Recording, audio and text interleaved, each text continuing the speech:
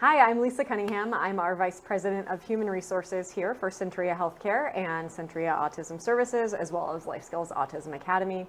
I'm really excited to be sharing this series that we'll be hosting with you all during Women's History Month. And specifically, we're an organization that has over 80% of our team members that are female. And I think it's really important that we look within and see who we have that are trailblazing and really women that are leading the way within Centria to inspire future generations of leaders, not only within our organization, but within the world. And I'm so excited to be able to do these interviews and share some of the great things my peers are doing, as well as who has inspired them to be in positions that they are today. I've got Kajza Coats with us. She is our first interviewee for this series, and she's our Vice President of Clinical Training and Development for the organization, actually leading the charge for training and development throughout the company here. So Kajza, if you could tell us a little bit about your role within Centria Life Skills Autism Services and how you got here. Yeah, like Lisa, like you said, I oversee clinical training and development, but a lot of training and development outside of just clinical. Yep. So that includes a lot of change management. So if we think about some Care Connect changes that happen, we're in a big shift right now from our 1.0 to 2.0,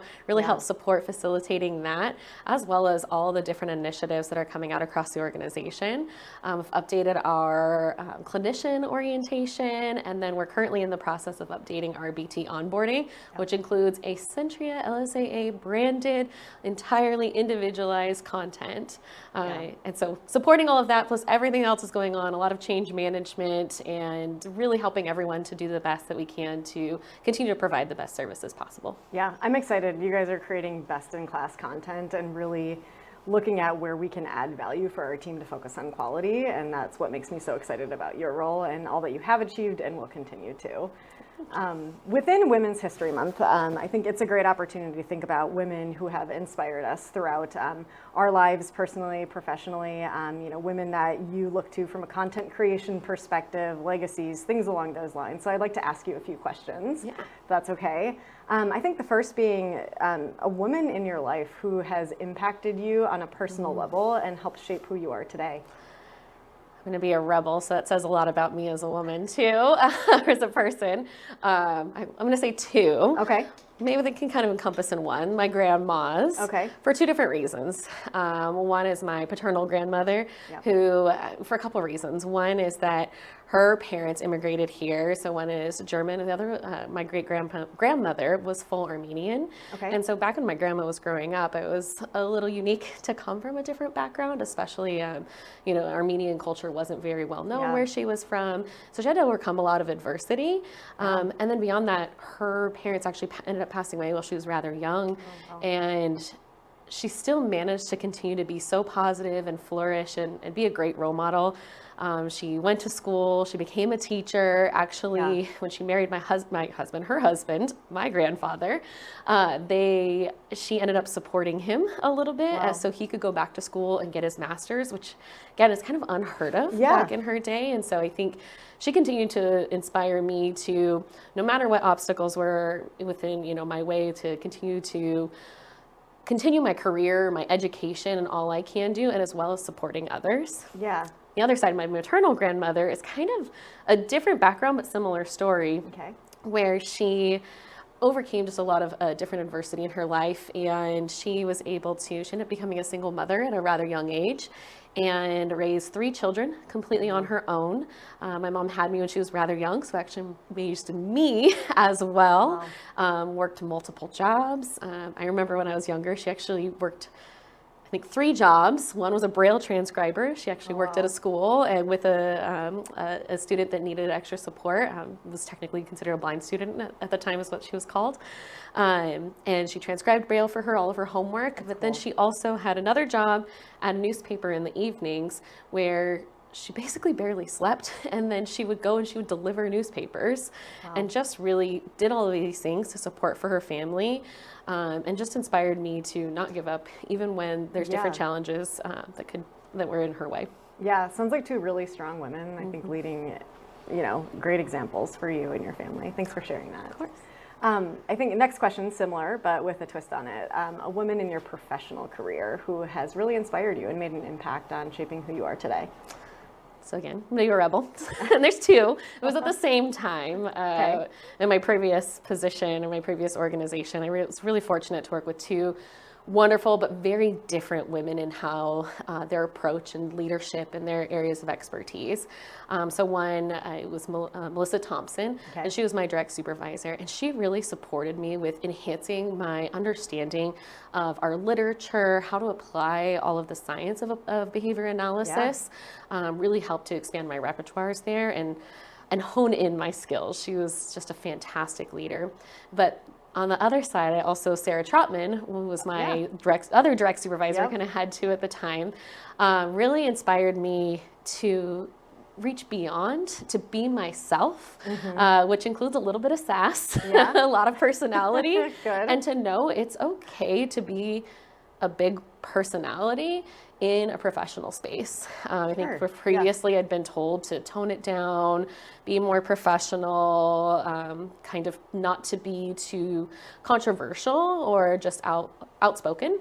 And so Sarah really helped me to be able to do that in a way that's heard and seen, and inspired me to continue to support others, to be able to advocate for themselves, advocate for others. Yeah, and I think about that, like the value you bring in some of the work groups that I get to be in with you. I mean, I love when you speak up and share your perspective and your opinion. I think not only do you have a really strong clinical voice in the work groups and steer committees that we're on together, I think you just add a ton of value of what other team members might be thinking or feeling, and that's just, it's a really big perspective. And I think that's one of the reasons why I like having diversity here, is like the thought, but we need people to be able to speak up and share their opinions to continue to drive value and quality. So I'm glad that you also worked with those two women to develop who you are today. Switching gears a little bit, I would like to ask about some things that you consume, which I think help shape how we think, which helps shapes how we behave.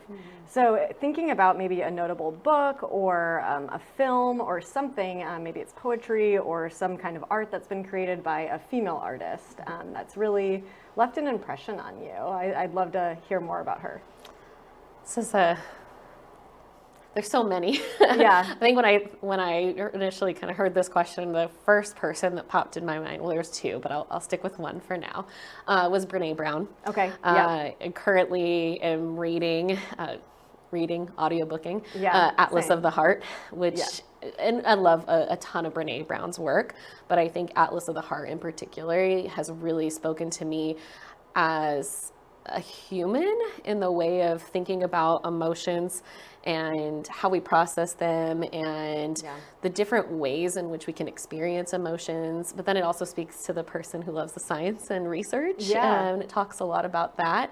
And then I think about how I can apply that in my professional life, and as a leader, how I can support others with attending to those different nuances that we all experience and that everyone has, and be able to apply that to uplift others or support others when they're going through challenges, or how we can be a role model to others through applying a lot of her work. And so I think if I had to just pick one, that's it today, but ask me next month. Good. I think Brene Brown is absolutely someone who's touched the lives of so many, and just really causing introspection, reflection, understanding why humans behave the way, and how to be really brave, I think, in vulnerability, which produces just some really genuine, authentic leadership. So I'm glad to hear it. I think last question, as we think about Women's History Month, it's trailblazing women who've really left behind a legacy, right? So they've done something really notable, and kind of thinking about that, years from now, what is something that you would like to be remembered for or known for?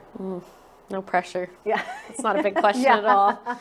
I think there's a few, but if I had to pick one in particular, which is interesting because we're talking about women in leadership, it is leading, but really leading the way for individuals who haven't had the opportunity to do so, or haven't had leaders to be able to support them.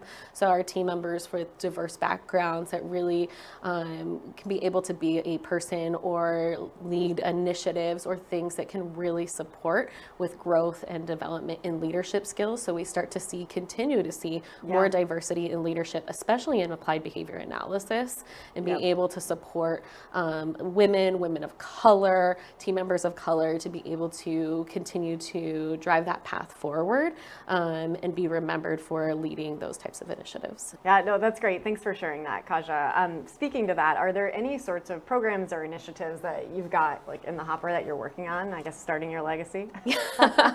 And not just mine here. This is, I think, Centria as an organization really showing the importance of supporting our team members of color. And so we have a small team on our clinical excellence department that have put together a sponsorship program with approval from our executive leadership team. So myself, Jordan Morgan, and Ed Sanabria are supporting the BABA sponsorship, which is the Black Behavior Analysts Conference, which is happening this June.